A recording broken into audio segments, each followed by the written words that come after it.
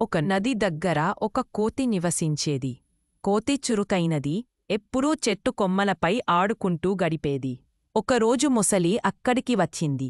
అది కోతిని చూసి స్నేహం చెయ్యాలని అనుకుంది.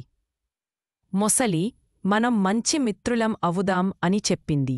కోతి అంగీకరించి మామిడి పండులు ఇచ్చింది. మొసలికి పండ్లు బాగా నచ్చాయి. ఇద్దరూ తరచూ మాట్లాడుకుంటూ స్నేహితులయ్యారు. మొసలి మామిడి పండ్లు తన భార్యకు కూడా ఇచ్చేది.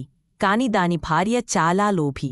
ఆమె అనుకుంది, ఈ కోతి ప్రతిరోజూ మామిడి పండ్లు తింటుంది కాబట్టి దాని గుండె తింటే ఇంకా రుచిగా ఉంటుందేమో అని.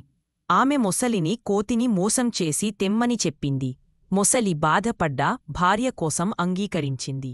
ఒకరోజు అది కోతిని, రా, నా వీపుమీద కూర్చో, మనం నది అవతల ఉన్న తోటకి వెళ్దాం అని ఆహ్వానించింది. కోతి అమాయకంగా కూర్చుంది. నది మధ్యలోకి వెళ్ళాక మొసలి నిజం చెప్పింది. తెలివైన కోతి వెంటనే, అయ్యో, నా గుండె చెట్టుమీదే వదిలేశాను. ముందు నన్ను తిరిగి తీసుకెళ్ళి తెచ్చుకోవాలి అని చెప్పింది. మొసలి నమ్మి తిరిగి వచ్చింది. కోతి చెట్టెక్కి నవ్వుతూ, నన్ను మోసం చెయ్యాలనుకున్నావు, కాని నేను నీకంటే తెలివైనవాడిని.